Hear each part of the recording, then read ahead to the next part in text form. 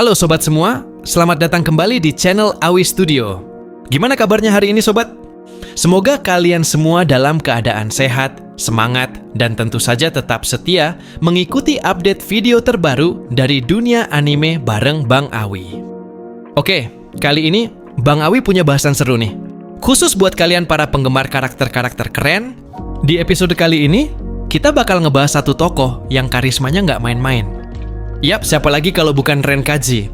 Buat yang udah ngikutin cerita Windbreaker, pasti tahu dong siapa dia. Renkaji bukan cuma sekadar ketua kelas 2 SMA saja, tapi dia juga jadi salah satu karakter yang punya fanbase paling banyak. Tapi, kenapa sih dia bisa sampai segitu populernya? Jadi gini, Renkaji ditunjuk langsung sama Umemiya buat jadi ketua kelas, karena dianggap punya jiwa kepemimpinan yang kuat. Dan itu bukan tanpa alasan, dari cara dia membawa dirinya. Sampai bagaimana dia menghadapi lawan. Semua nunjukin kalau dia memang layak dihormati. Masih inget di episode kedua, waktu dia duel lawan bos geng Kill. Nah dari situ, banyak yang bilang bahwasannya dari kecil Renkaji udah dikenal berbahaya. Katanya, dia pernah bikin beberapa orang harus dirawat di rumah sakit gara-gara mencari masalah dengan Renkaji. Tapi tenang, di balik aura misterius dan sosok dinginnya, ternyata ada beberapa fakta unik tentang Renkaji yang mungkin belum banyak orang tahu.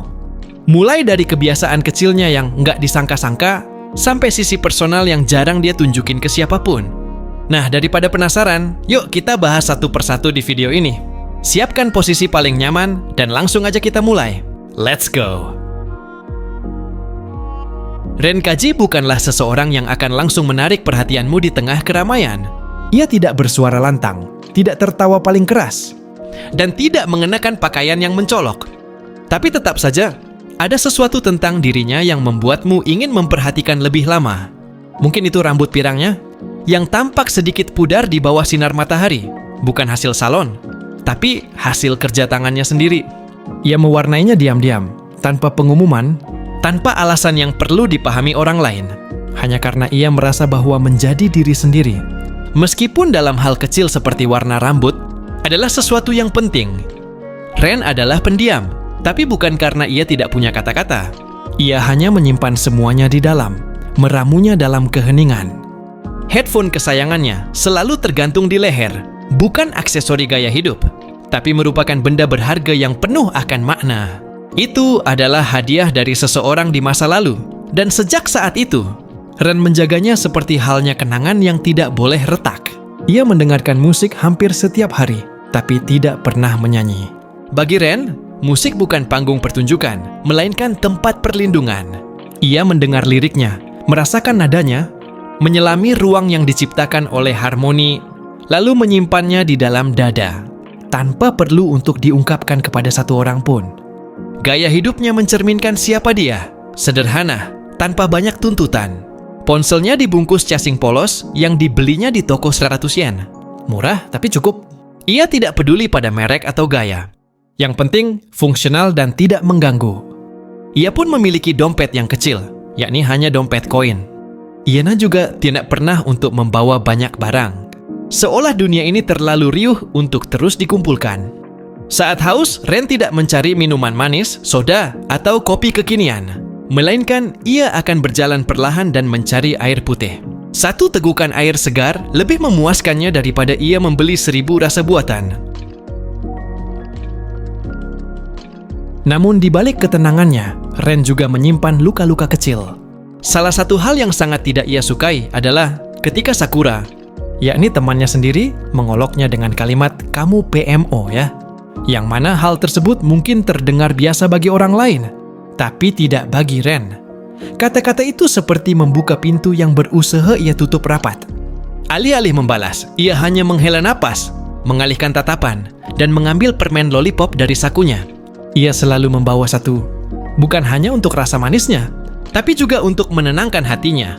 Seperti ritual pribadi yang hanya dimengerti olehnya sendiri. Dalam hal berpakaian, Ren tetap konsisten. Hoodie polos, tanpa logo, tanpa aksen. Ia tidak punya banyak pakaian dan tidak merasa perlu. Baginya, kenyamanan lebih berarti daripada impresi. Ia tidak mencoba menyembunyikan siapa dirinya, tapi juga tidak merasa perlu menjelaskan.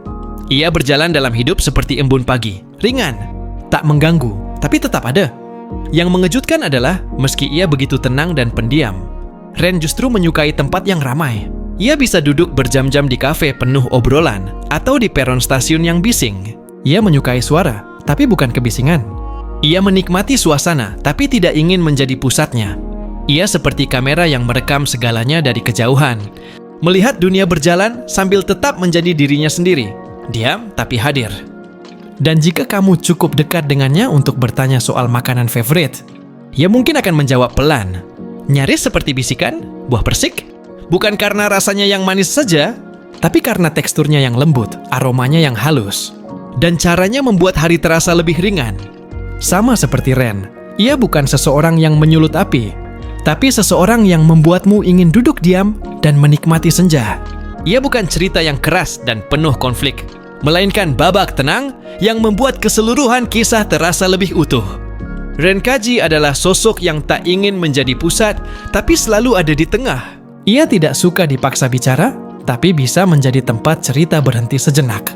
Ia hidup di antara jeda, di sela suara, di balik keramaian, di ruang kecil yang sering diabaikan. Tapi justru di sanalah kita bisa benar-benar mengenal siapa manusia itu sebenarnya. Nah, mungkin itu saja, sobat. Pembahasan kita tentang fakta-fakta unik dari Renkaji. Di balik ketangguhannya dalam pertarungan, ternyata tersimpan sisi-sisi personal yang sederhana, namun sangat bermakna. Ren bukan hanya kuat dalam aksi, tapi juga dalam sikap, terutama dalam caranya menjadi diri sendiri. Tanpa topeng, tanpa gengsi. Ia tampil apa adanya, dengan kesunyian yang justru penuh cerita. Dari Ren, kita belajar satu hal penting, bahwa keberanian tidak selalu berarti teriakan atau sorotan. Kadang, justru dalam diam, dalam ketenangan, kita menemukan bentuk keberanian yang paling murni. Menjadi tenang adalah cara paling tulus untuk tetap hadir, tetap bertahan, dan tetap berarti. Jadi gimana menurut kalian? Tulis pendapat kalian di kolom komentar ya. Oh iya, kalau kalian punya ide atau request pembahasan lain seputar Windbreaker atau anime lainnya, jangan sungkan-sungkan ya. Langsung tulis saja di kolom komentar. Siapa tahu ide kalian jadi topik seru di video selanjutnya. Dan jangan lupa like, share, dan subscribe biar kalian nggak ketinggalan pembahasan menarik lainnya seputar dunia anime. Sampai jumpa di video menarik selanjutnya. Bang Awi pamit, and see you next time.